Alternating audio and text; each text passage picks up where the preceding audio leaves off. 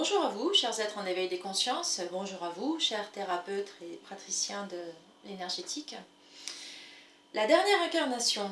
Alors, quand j'en étais au début de mon éveil et que ça m'arrivait de croiser des personnes qui évoquaient cette dernière incarnation, j'avoue qu'en fait ça m'a posé des questions. Je me suis dit, mais alors qu'est-ce qui va se passer? Ça veut dire qu'après cette vie-là, on meurt complètement, on n'existe plus, on n'est plus.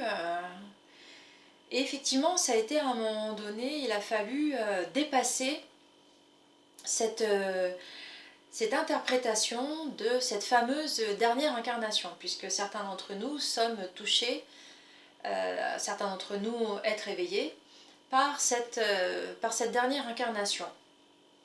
Alors effectivement, il y a aussi d'autres êtres qui sont concernés par cette dernière incarnation, mais c'est pour de toutes autres raisons qui vont être évoquées dans cette vidéo. Alors, qu'est-ce que ça signifie la dernière incarnation? Alors dans le process qui m'a été donné de rencontrer, j'ai compris qu'en fait cette fameuse dernière incarnation, c'est quand on est en fait dans les entre-deux-vies, on a, on va dire, un contrat tacite que l'on passe pour avoir donc, et j'en parle assez fréquemment dans d'autres vidéos, accès à des plans supérieurs à nous-mêmes, à des dimensions sur le chemin de l'amour. Et dans cette entrefaite, nous avons des contrats.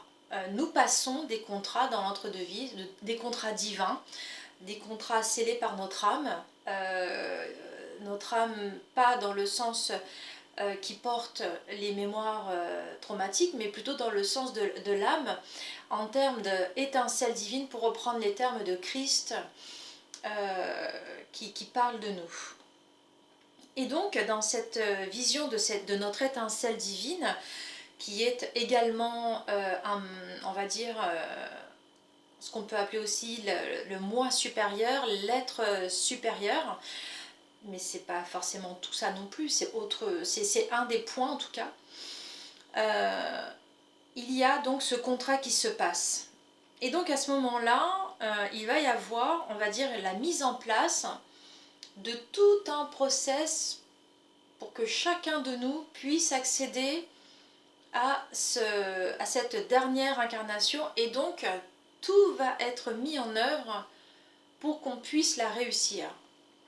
Et alors ce qu'il faut comprendre, c'est que premièrement, cette dernière incarnation, c'est pas la dernière fois qu'on a été incarné, on s'est dit ah bah tiens là c'est la dernière. Non, c'est pas du tout comme ça que ça se passe, hein.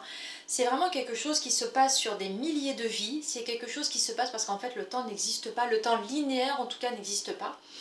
Et donc en fait c'est en termes de... comment vous expliquer? Si vous voulez, imaginez une spirale. Et en fait, à un moment donné, ce qui se passe, c'est que ce qui a été figé fait réverbération avec l'ensemble de la spirale.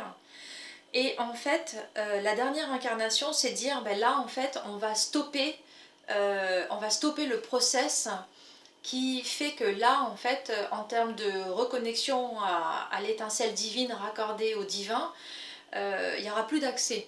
Et donc, qu'est-ce qui se passe? Eh bien, en fait, on décide de mettre en place un contrat, hein, on ne peut pas le nommer autrement avec des mots terrestres. C'est pas un contrat comme ça, mais on va dire, pour que tout le monde comprenne, on va appeler ça un contrat. Et donc dans ce contrat qui a été dessiné dans le plan de notre incarnation, de notre vie d'étincelle divine, on a décidé qu'on allait mener, tout comme un chemin de vie incarnationnel, on allait amener toutes nos incarnations sur cette même spirale, de manière à arriver à cette fameuse fin, cette dernière incarnation.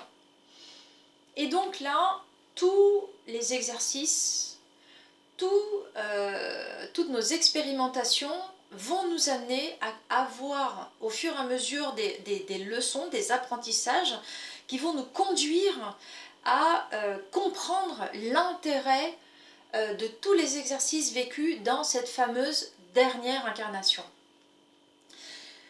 Et alors là, c'est grandiose. Il faut vous imaginer en fait la magnificence de l'amour en fait en termes du divin. Parce qu'en fait, il y a rien encore une fois sur Terre qui fait qu'on peut toucher ça du doigt. Mais ce qu'il faut comprendre, c'est qu'à ce moment-là, dites-vous que toutes les planètes, toutes les âmes se mettent en branle en fait pour que tout se passe au mieux pour notre dernière incarnation. Pourquoi? Parce que en fonction de toutes les épreuves que nous avons décidé de finaliser dans cette dernière incarnation, nous allons avoir des âmes qui vont venir sur notre chemin pour nous aider justement à expérimenter petit à petit sur les vies avant la dernière incarnation, pour qu'à la dernière incarnation, quelque part, ce soit validé. Alors là, je vous fais une petite parenthèse parce que c'est vraiment ce qu'on me donne comme exemple. En fait, ça vous arrive, je suis sûre que ça vous arrive parce que moi, ça m'arrive. Vous rencontrez quelqu'un, vous ne savez pas. Vous allez la rencontrer qu'une seule fois, vous le sentez. Et là, vous lui parlez comme si vous vous étiez toujours connu. Et là, vous discutez de tout, de rien, de n'importe quoi. Mais ce bref moment d'échange, qui peut durer un quart d'heure, qui peut durer une heure, qui peut durer juste une journée, mais vous la rencontrerez qu'une fois, cette personne. Et là, en fait, il y a quelque chose au fond de vous qui fait que ça assoit quelque chose. Il y a quelque chose qui s'est opéré, il y a quelque chose de bienveillant, d'apaisé. On sait qu'on ne rencontrera plus du tout cette personne, plus jamais, mais voilà. Et bien ce genre d'effet, c'est vraiment dû par exemple au fait que vous ayez finalisé tous les exercices en lien avec l'âme que vous avez rencontrée. Vous ne validez le contrat que de cette manière. Et alors lors de notre dernière incarnation, ce genre de choses, on va les avoir très fréquemment, mais vraiment très fréquemment. Et quand ça n'est pas fait dans la dernière incarnation, et bien à ce moment-là, nous rencontrons des âmes que nous pouvons avoir pendant un temps certain, qui vont nous permettre soit, on va dire, de régler une dette karmique, donc soit la personne a à nous la régler, ou soit nous devons la régler pour la personne, puisque nous n'avons pas forcément tenu nos engagements dans les incarnations précédentes, parce que nous avons été tenus par un pacte ou une association, et nous avons fait une promesse. Et il faut savoir qu'attention, hein, en termes énergétiques, une promesse c'est très très lourd de conséquences. Et j'en ai pris conscience quand un petit enfant un jour me dit, il y a un petit moment quand même de cela, l'enfant en fait dit à un autre enfant devant moi, oui mais tu peux lui faire confiance parce qu'elle tient toujours ses promesses. Et alors le fait qu'il dise ça devant moi, ça m'a fait quelque chose, ça m'a émue parce que je me suis dit, bah dis donc, quelle confiance il a en moi, mais en fait non, c'est quelque chose qui venait très loin et qui voulait me faire voir qu'en fait, une promesse est très lourde de conséquences, puisqu'une promesse qui n'est pas tenue peut amener des blessures qu'il va falloir régler karmiquement plus tard. Et voyez, ce petit enfant, cette phrase anodine pour lui, a été une leçon de vie pour moi pendant des années. Et c'est comme ça que j'ai compris l'importance d'avoir la parole juste, avec les mots bien à la place où ils sont. Voilà, on dit pas, on va pas dire à la fin de la journée je suis mort. Enfin, ça, ce genre de choses, par exemple, c'est pas possible. Dire ça, par exemple, ça fait que là, en fait, en nous, il y a une zone en nous qui va pas forcément vibrer pareil. Vous voyez, il y a vraiment de cet ordre-là. Mais ça arrive. C'est vrai que pour rire, des fois, on le dit. Sauf que n'oublions pas de dire juste après, j'annule et remplace. Je suis extrêmement fatiguée, donc je ne vais pas honorer le fait que j'ai envie d'aller au restaurant avec toi, même si on l'a planifié depuis une semaine. Vous voyez, ce genre de choses, c'est très important. Bon, bref. Et vous voyez, cette dernière incarnation, en fait, qui est préparée sur, on va dire, des, des, des, des incarnations en termes de... Je vois vraiment ça en termes de milliers d'incarnations pour certains d'entre nous. Pour d'autres, c'est en milliards d'incarnations, c'est très fort. Mais en fait, le point est que à cette dernière incarnation, tout doit être validé. On s'est donné, avec notre être supérieur, avec l'âme qui porte ce fameux karma, avec toutes ces dettes karmiques, on s'est donné un objectif.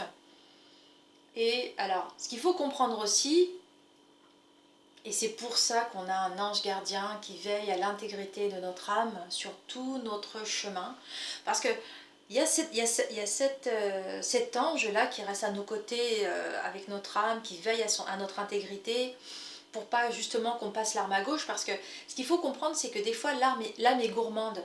L'âme, en fait, ayant de très très gros objectifs, elle oublie la force de l'ego qui est dans l'incarnation. Et même si, par exemple, il y a une confiance, même s'il y a ce travail de vouloir collaborer avec cet ego, l'âme qui est dans l'entre-deux, qui ne voit qu'avec la vision d'un amour extrêmement purifié et inconditionnel, elle se dit qu'elle va pouvoir justement passer outre l'ego, où elle va faire tout pour se donner la dose d'amour, de lâcher prise pour que l'ego lâche. Et en fait, ça ne peut pas se passer des fois. C'est pour ça qu'on a un ange gardien qui mandate aussi d'autres anges, d'autres guides qui vont nous aider à certains moments donnés de notre vie, qui ne seront pas là sur toute notre vie. Ils vont être là par exemple sur une période de 7 à 9 ans, ils vont être là de 12 à 15 ans, ils vont être là pour la rencontre de notre premier amour, etc. etc. Et cet ange qui est gardien de notre intégrité, de l'intégrité de notre âme, fait toujours tout pour mettre en face tous les guides pour justement que l'âme puisse remplir son contrat, si je peux le nommer ainsi. Voilà pourquoi, quand par exemple nous avons des épreuves très très fortes, parce qu'en général il y a ça aussi, quand nous sommes en dernière incarnation, quel que soit le... Alors ça aussi, il faut le savoir, on n'est pas obligé d'être une vieille âme pour être dans une dernière incarnation, c'est faux. On a conscience de cette dernière incarnation tout simplement parce qu'on s'est obligé, notre âme, avec notre moi supérieur, notre âme qui garde notre karma, on s'est obligé à ce contrat. Et la dernière incarnation, c'est justement, si on peut l'appeler comme ça, mais c'est pas forcément comme ça, notre jugement final. Voilà, c'est le dernier, c'est vraiment la finalité du fait qu'on ait dit, bah voilà, on se donne tant de temps, on se donne un cycle, et on arrive au bout de ce cycle, et on voit ce que ça donne. Parce que on peut très bien être dans une dernière incarnation, on peut très bien le sentir, hein, très fort en nous, il y a quelque part en nous quelque chose qui sait ça, mais il y a aussi, et c'est là la beauté de la chose, c'est qu'on prépare également notre future incarnation, on prépare aussi notre futur cycle. Et là, on est très bien, ça parle fort, puisque on finit un monde, on en commence un nouveau. Donc vous, je sais pas, mais moi j'ai hâte d'être dans l'entre-deux-vie pour commencer mon nouveau cycle, vous voyez. Et donc, pour pouvoir arriver à là, je fais tout pour que dans cette dernière incarnation, justement, je sois raccord pour aller exactement là où je veux aller dans ma prochaine incarnation. Donc, parce que là, il va y avoir aussi ça, on va redéfinir un nouveau cycle. Donc, cette dernière incarnation, ça veut dire quoi? Ça veut dire, là, en fait, on doit finaliser le cycle de tout ce qu'on a dit qu'on allait faire en termes de ce moi supérieur, en termes de ce karma à épurer. Et c'est pour ça qu'on a des choses très lourdes à faire, on a des choses très lourdes à passer, on a des expériences qui sont des fois on va dire, laborieuse, hein, où on grince des dents, où on serre les dents pour avancer, et où justement l'ego qui va en face, en fait, a été fait de manière parce que ça aussi, ça n'a pas été fait avant, à dépasser, vous voyez. Et tout ça, c'est fantastique. C'est vraiment, il y a une espèce de ferveur dans la volonté divine à nous permettre que ce cycle puisse se finir en beauté. C'est vraiment, vous savez, comme une symphonie où en fait, où au début, donc, on a la présentation, ça commence à monter. Là, on a le gros morceau qui fait un bon morceau. Puis d'un seul coup, on a l'apothéose, ou comme un feu d'artifice, c'est exactement pareil. À la fin, là, on a l'apothéose, et ben c'est exactement ça. Notre dernière incarnation, c'est notre apothéose de ce cycle que l'on s'est imposé en termes d'âme pour finaliser cette quête de l'amour, en fait, dans les différentes qualités, vertus que l'on a eu envie d'acquérir. Voilà. Donc ce qui est à comprendre, c'est que dans la façon dont nous allons vivre les choses, ça va être très intense, c'est vrai, c'est vrai. Ça va être très intense et ça nous appelle de loin, et en fait l'énergie des émotions qui vient, on ne sait pas pourquoi des fois on se trouve dans un état mais fort, alors qu'en fait quelqu'un d'autre va vivre la même expérience et va pas la vivre aussi fort, mais c'est normal puisqu'elle fait redondance avec des incarnations où on a eu l'exercice et où en fait à chaque fois on était un peu sur le fil du funambule et on ne sait pas forcément, mais on sait qu'on a le vivre, et c'est ça qui fait que là d'un seul coup on a cette projection qui vient, qui nous amène une émotion forte, parce que effectivement ça fait redondance avec des incarnations passées où on a échoué, et là on a à le faire et on a à le dépasser. Donc ça veut dire quoi? Ça veut dire là il faut être un alchimiste plus qu'un funambule, et donc transformer, transmuter, transcender ce qui n'a pas été réussi auparavant. Voilà. Et là-dessus, il faut avoir la force de l'humilité, à être dans la bienveillance et s'observer, être dans vraiment l'observation de bon, voyons, là je sens qu'il y a un truc qui va pas, je me sens pas forcément top, là je me sens pas raccord, mais je sais pas pourquoi. Ok, je me donne ce temps pour comprendre. Et c'est là-dedans, et c'est dans cet espace de cette question posée qui fait que là, à ce moment-là, eh bien forcément, on va être vraiment en accord avec ce qui est à vivre de cette expérience précise dans cette dernière incarnation. Il faut aussi comprendre que toutes les âmes que nous rencontrons, d'une façon ou d'une autre, toutes les expériences que nous vivons avec ces âmes, des fois c'est pas forcément du karmique, hein, des fois c'est vraiment des fois on vit bien avec une âme sœur et on ne sait pas pourquoi à un moment donné on se sent un peu fébrile parce que un tel m'a dit ça, parce qu'une telle me renvoie cette image et je sais pas, ça m'agace, mais oui, mais c'est comme ça en même temps qu'on fait la libération d'un karma qui a été longtemps le nôtre et qu'on n'a pas réussi à passer le cap, et il faut passer au plan supérieur. Et encore une fois, il faut transformer l'expérience, hein comme rugby. Il faut transmuter l'exercice et il faut le transcender et amener la dose de lumière que notre moi supérieur connaît de nous et sait que nous sommes aptes à pouvoir y arriver. Parce qu'il faut vraiment comprendre qu'en fait, on n'est pas là pour subir les choses, on est là pour les dépasser. Donc forcément, les expériences que nous avons tendance à vivre vont être assez lourdes pendant quelques jours, si ce n'est mois.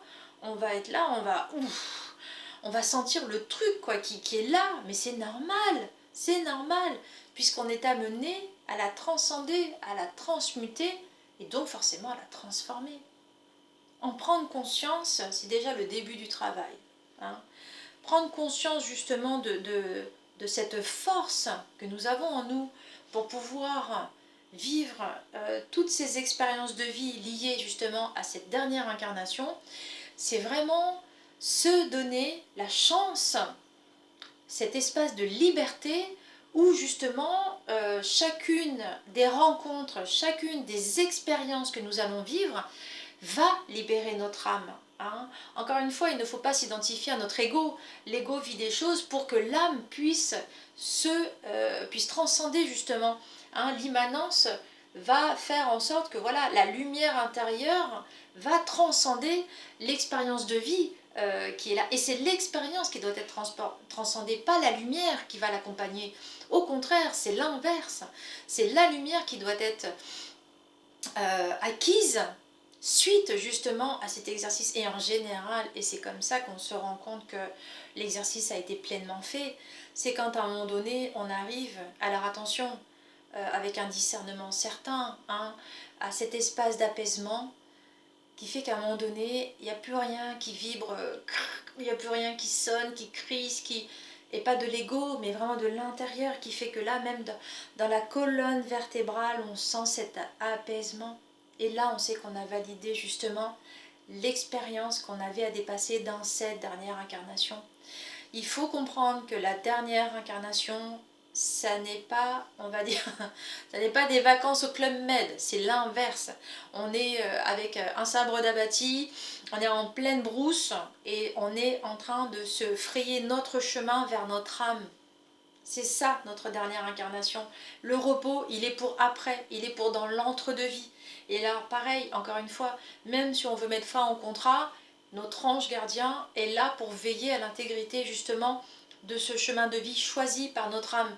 Donc, cessons de nous identifier à l'ego qui vit des choses lourdes et allons avec la vision de notre âme qui fait en sorte que notre karma soit entièrement purifié, entièrement, hein, attention, pour tous ceux qui sont en dernière incarnation.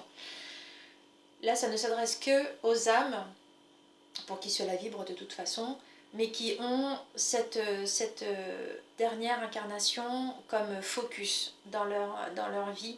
Parce qu'il y en a certains, c'est vraiment très important d'avoir cette conscience dessus, puisque ça amène justement, on va dire, la libération pour amener la paix et forcément là va se dessiner la mission d'âme, voyez. Donc à tous, chers êtres en éveil des consciences, à vous, chers thérapeutes et praticiens, je vous souhaite de goûter aux expériences de cette dernière incarnation avec beaucoup de légèreté, avec, on va dire maintenant, une conscience apaisée sur tout ce que nous vivons de cette dernière incarnation. À tous, une belle découverte de votre lumière. À bientôt.